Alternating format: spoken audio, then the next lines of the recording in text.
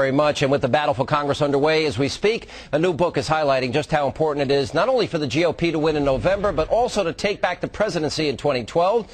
It is called To Save America, Stopping Obama's Secular Socialist Machine. And former Speaker of the House, Newt Gingrich, is the author of that brand new book. And he argues that we are in a battle for the heart and soul of America. In fact, the greatest battle since the Civil War. He joins me now. Good to see you. Great to be here. Let's get into this just a little bit here, because you write, this is a book you never expected to write, a secular socialist machine. You went into an explanation yesterday on Fox News, but just give us a broad overview. Well, first of all, I never thought I'd write it because when I was a junior member of Congress, I helped Ronald Reagan. Ronald Reagan proved that cutting taxes creates jobs. He proved that believing in America leads people to be proud of their country, to do the right kind of things. He proved you could defeat an evil empire and replace the Soviet Union. So by the early 1990s, I thought, you know, we've proven all the major tenets of modern American conservatism.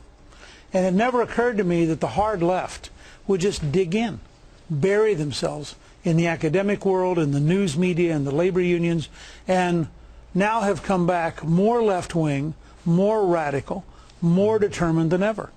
And so I find myself between the terrorism threat, which I think could be mortal to us, the threat of unemployment and bad economics, which could cripple our country for a generation, and the degree to which Obama represents a radicalism, which you pointed out during the 2008 campaign.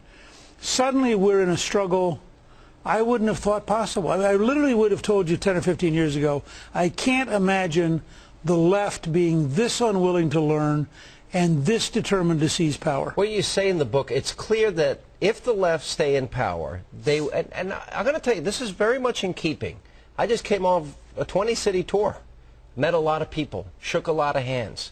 I've never saw this level of anxiety, concern, worry, fear, pick whatever word, adjective you want. But if the left stay in power, they will transform America into a radically different nation, a union dominated by bureaucratically controlled, high tax, low growth. It'll be that type of country.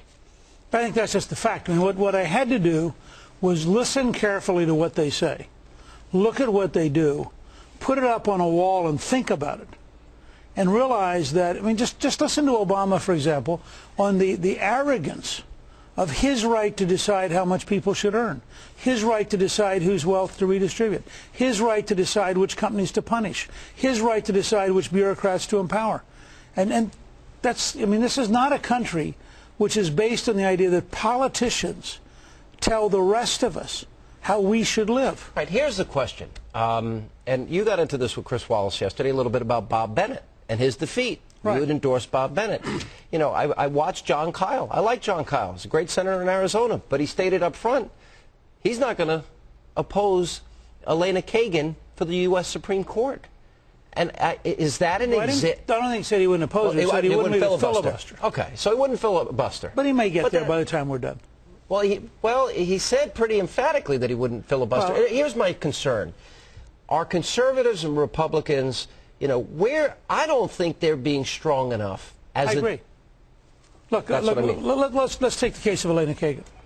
I've said unequivocally, a person who decides to file a lawsuit against the United States military in the middle of a war should not be a Supreme Court justice. And by the way, a bad enough lawyer that she was defeated 8-0 unanimously. Every liberal in the court voted against her.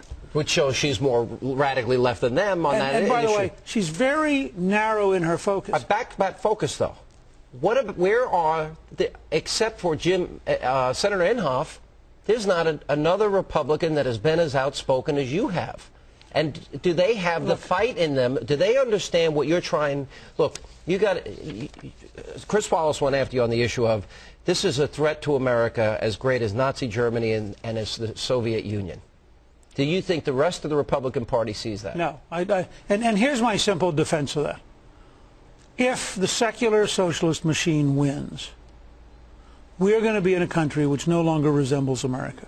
We will have ended a 400-year experiment, as Lincoln put it, in government of the people, by the people, and for the people, and will have replaced it with government of the bureaucrats, by the special interest, for the politicians. All right, we're going to come back. We'll pick it up right there. We'll have more with the former Speaker of the House, Newt Gingrich.